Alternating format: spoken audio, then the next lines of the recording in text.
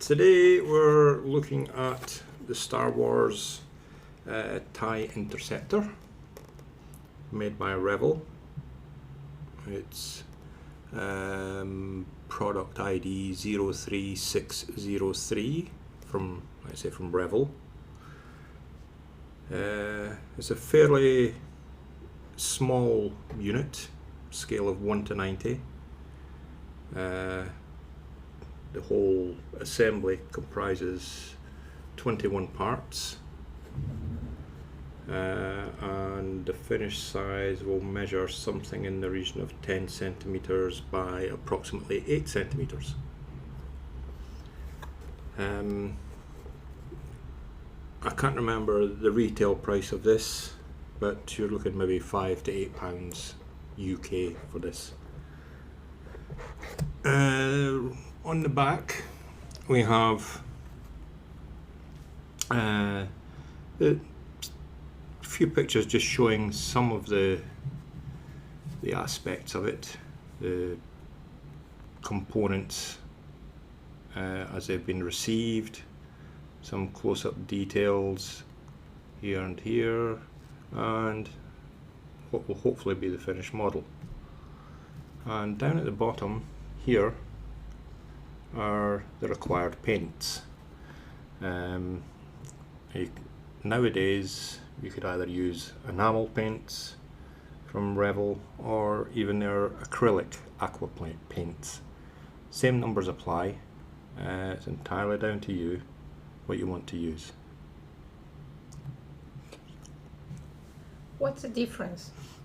You say it's entirely out to you. Well, enamel paint is an oil-based paint. The aqua is water-based. Water-based. Yeah. But the one is going to take longer to dry? Yes. Which one? The enamel. Yeah, that's what I thought. Because it's oil-based. And so the aqua, the water-based, if you put it under the tap, it's going to be a problem. Not once it's dried. So what a lot of people do, if they're using, well, it doesn't matter whether it's the aqua or the enamel, but depending on the size of the model, if it's something small like this, they may put a coat of clear lacquer over the top of it, just like on furniture, for example. Oh, okay. Or a floor, you put a sealant. Okay. And are they two similar priced? What do you mean? Yeah, the water-based. Yeah, the paint. No, there is a price difference between them, but it's not much. Monetary terms in the UK, you're maybe looking at between 30 and 50 pence.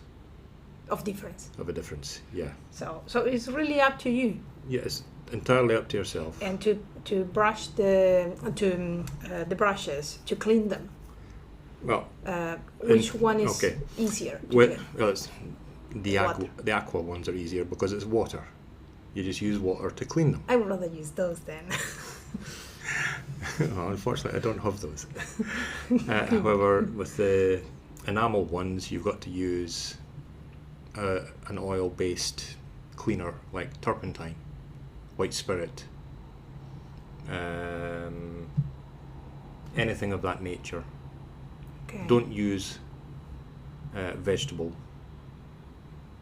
mineral cleaner. Okay. And are they a health hazard or something? What? Those things? Any of those things? The turpentine, yes. Oh. Use it with care. If there's kids about, always keep the lid on. Oh, okay. The last question that I have is, you said that it's fairly small because you said 190. How do I measure that? I mean, what does it mean 190? In terms of the physical size, you look at the box itself, and that is measuring 24.5 by 15.5 centimeters. Okay? Okay. But the size of the model itself is between my thumbs. Yeah, from 1 to 10 centimeters. 10 centimeters, How do you know that? Because it has it on the box here, as I mentioned earlier. Oh, okay, but what the 990, 190 means? That's a scale. For 1 millimeter of the model is 90 Of the real of thing. the real thing. Okay. Of a real thing that, well, it's actually like... Well, the Disney production, well, Yeah. the Star Wars production. Yeah, okay. Okay? Okay. So, what do you get in the box? Oh, let's find out. First of all, we have a, put this to one side, set of instructions.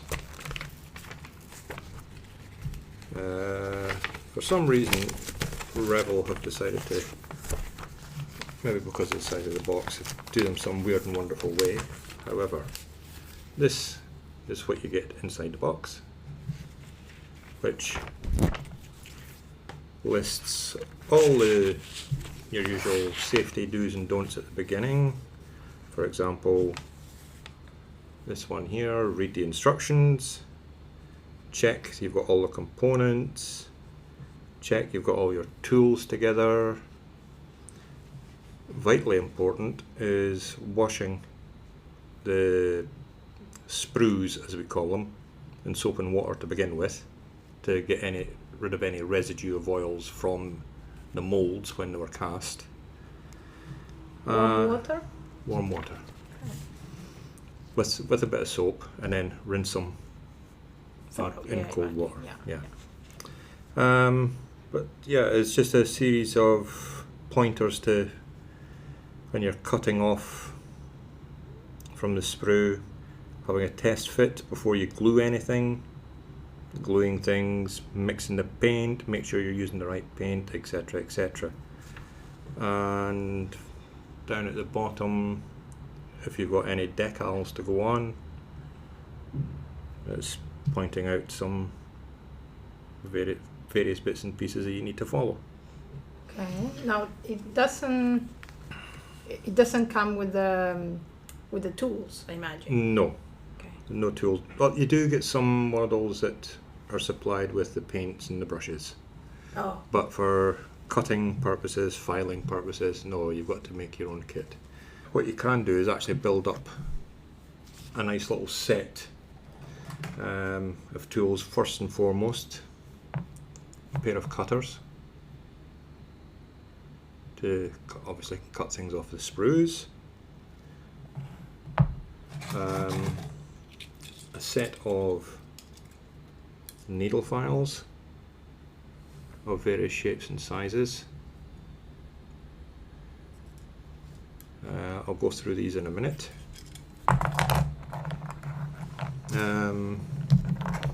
Small pair of scissors.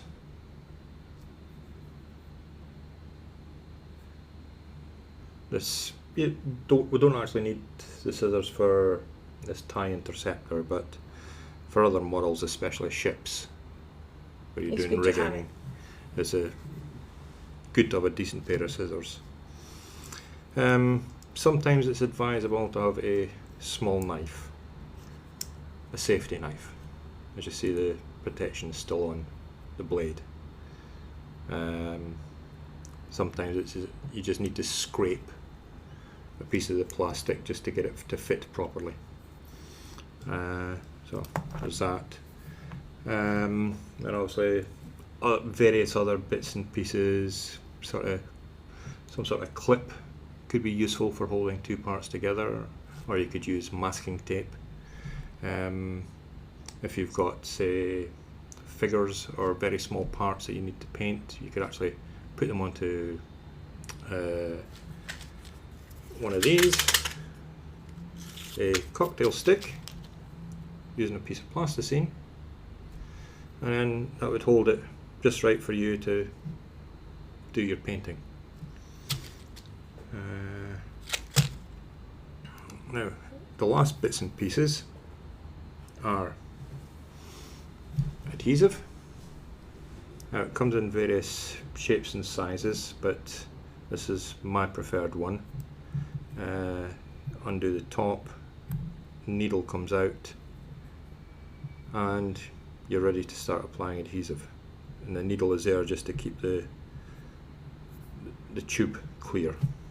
And with that, there's this stuff, Plasto. Obviously there's other makes available. This is if you find that they've got some small gaps or need to do tiny repairs to various sections, just like a putty.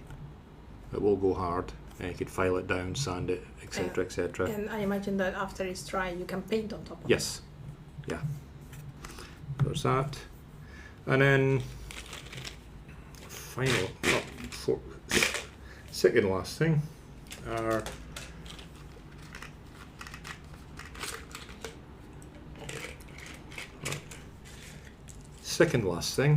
is a selection of brushes. Now these are all small, tipped, shall we say, quadruple 0 to 20 0 in size. These are good for intricate works, but you do get slightly bigger brushes for larger area. Some of them look pretty much the same. Yeah. They're all different. No, these aren't all different. There's several that are the same. Oh, okay. Let's see. 20, that's a 30, 20. And you can know which one it is because of the numbers. Yeah. If Now, you, the box to do the wait a does the second. box. Wait a second. So you can see the numbers. This one, I know you can't see the writing on it, but this is a 10/0 brush, which has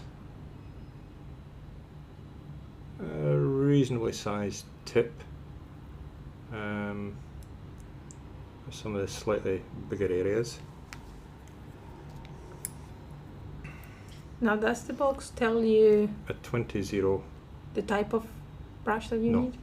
Oh. It's all preference. This is a 20/0 for the fine detail. There's a very sharp tip on this. And finally, quadruple 00, which is an even finer tip to it. And again, that's down for detailing. As I mentioned earlier, there was the files, known as needle files, and they come in various shapes and sizes.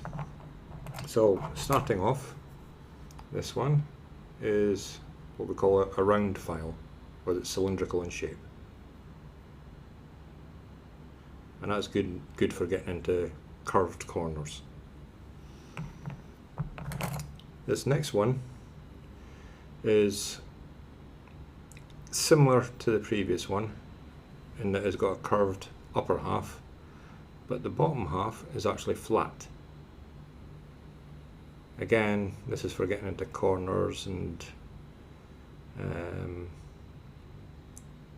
trying to sort out some of the finer details. Moving on, this particular one It's quite flat. is a flat, both sides,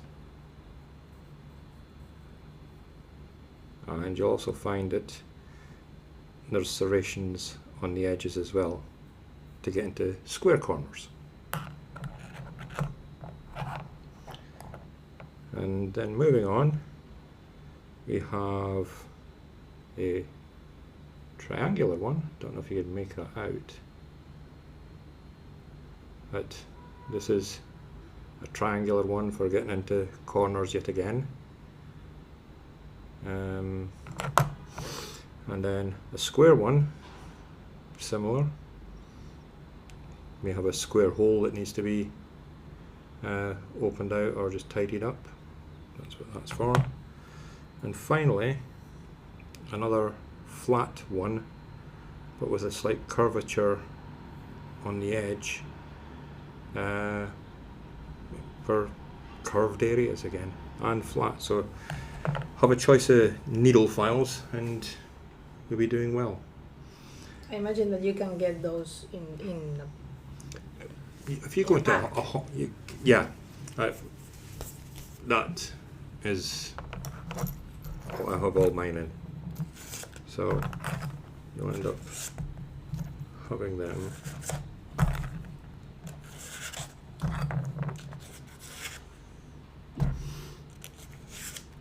Just like that. Keep them all together, stick them in a box, Bob's your uncle. So, yeah, the cutters, you get various styles. Maybe in another video we could go through some of them. But these are pretty handy. Brushes, glue. The final thing before we go back to the instructions are the paints. Now, for this particular model, there's 7 different paints being used. They're all, it has email colour on it, which is enamel. These are all the colours that are going to be required, ranging from blacks to greys to, I think this is an orange, a bright orange red, this particular one. So how do you know which colors do you need? Well, that's actually on the back of the box, and it's also inside the box and on the instructions. But on the back of the box, these are the codes for the colours that you require. It's just the number. Yeah. So number, I don't know, 06. 06. 06 is, there is just one 06. Yeah, and that's this one. Okay, but it says matte 6. Yeah, Are there that's okay. other than, You get matte, you get silk, you get various types of paint, but you never get any duplication of the number. Oh, so number so 6 number is 6 always is matte. always that particular one. Okay. Right, number 332 is this one, which is an orange red, and it will always be that colour. Okay, so but it's about Revell numbers. Yeah. So if I go for another brand, because suddenly... Well, you then have to match up the Revell numbers with the other brands. Okay. So Airfix, for example, use Humbrol as their paint. Oh, so you And need to go and check. there are charts out there that you could tie the two in, but you can't tie every paint in with every manufacturer. It's a pain to do that. Yes. People have tried to do it. They've got some success, but it's not complete. And you won't get, say, the equivalent of this one in Tamiya, for example. Not every manufacturer produces every paint. So, going back to the instructions, inside you'll find some safety advice.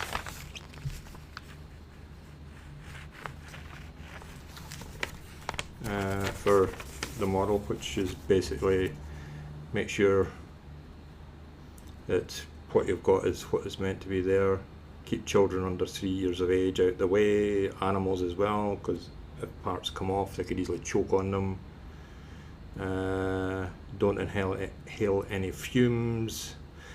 Do the paints produce any fumes?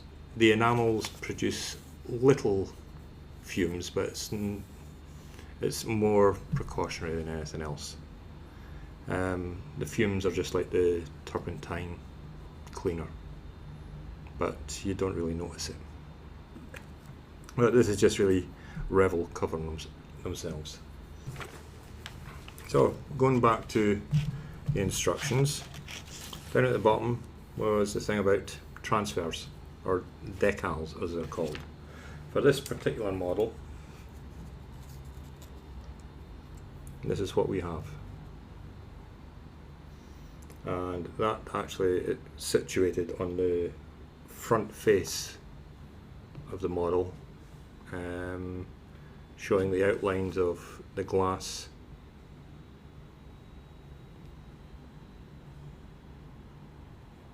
And also just some information about it down at the bottom. So that's your decal, but they could come in all sorts of shapes and sizes. Are they one or two? It's just a one.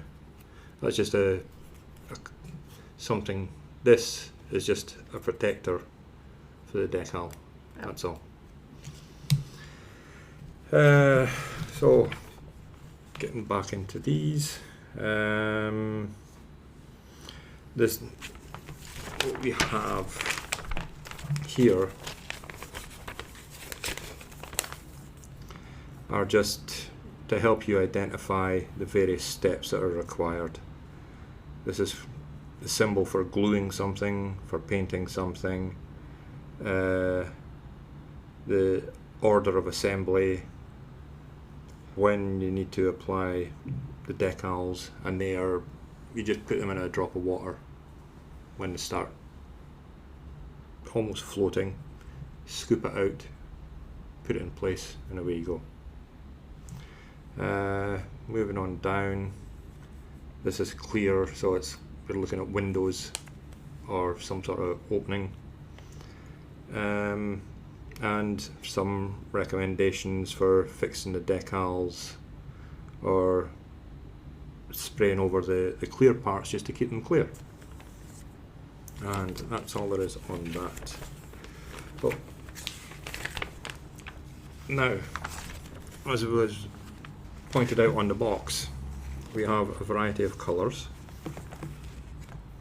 and this tells you colour 06 is a tar black matte, and you've got it in German, French, Spanish, Italian, Portuguese, Polish, Czech, Hungarian, you name it, pretty much all the languages are covered.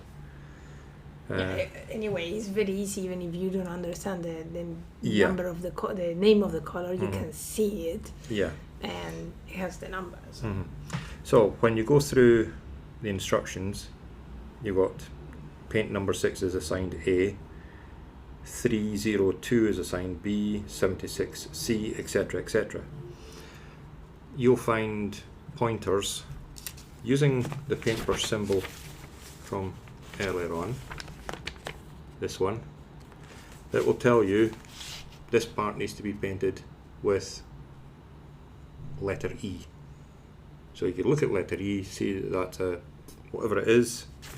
In this case, E is number 91, which is the iron metallic. This one, which is this.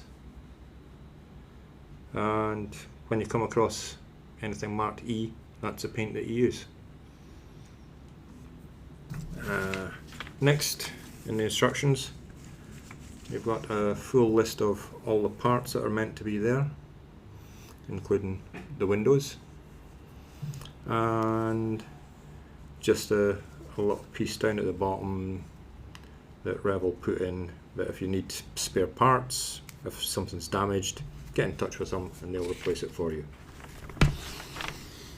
So just before we move on to the rest of the instructions, let's see and make sure that we've got everything that's meant to be there. So this You is have how already washed them. these have already been washed, yes, just to save a bit of time. This is how the parts come in a clear package, sealed inside the box. Carefully pull them out, and don't forget the clear ones. And what I generally tend to do is grab a pen and just check off the part numbers. So for this particular sprue, which is the whole thing, we have a number 18, 20, 19 and 21. which tie in with these parts here.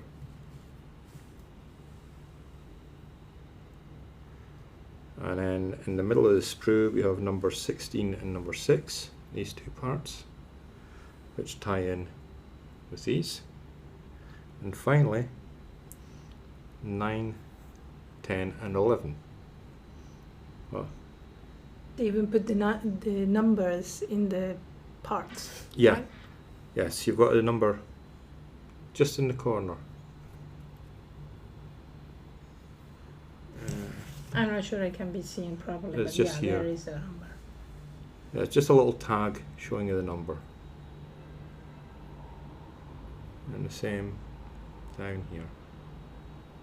Sometimes the number's actually printed on the part, especially if it's a part that you're not going to see the opposite side. So once you've checked all them off, all that's good to go, then you can start going through the rest of the instructions, making sure that you understand. It's good to read the instructions first so you understand the whole sequence of events before you actually start the build. So in this case we're starting off with, let's put this to one side.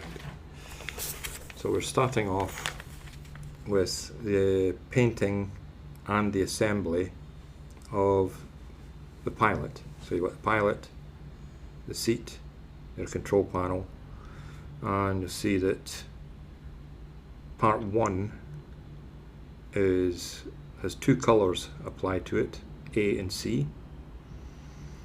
Part 2, which is the pilot going on to the seat, the pilot has colour A, which I can't remember which that was now, and colour B applied to him, with a small dot of E which they've highlighted. He's then sitting on the chair, which is coloured C. So that's what the sort of instructions that you'll get each and every time. So you should paint the parts first. Ideal, you can paint the parts first of all, which is the ideal situation, or you could assemble it and then paint, but it can become tricky. Yeah, I can imagine. For example, if you've already got step 1 complete, then there may be areas that you can't get a paintbrush into. So sense kicks in that says paint everything first of all. Mm-hmm. So yeah, once you've went through the instructions, one other one that's useful is down here. This is where you put the decal on. Okay, and if you remember, it was that wheel-like thing. Oh, this is it here. That was like a window, right? It goes onto one of the clear components, which you can see here, and it goes onto this one here, and you line up where you've got the little spigots or spokes. You line up the corresponding part of the decal with those spokes, and it lines itself up. So that's all that.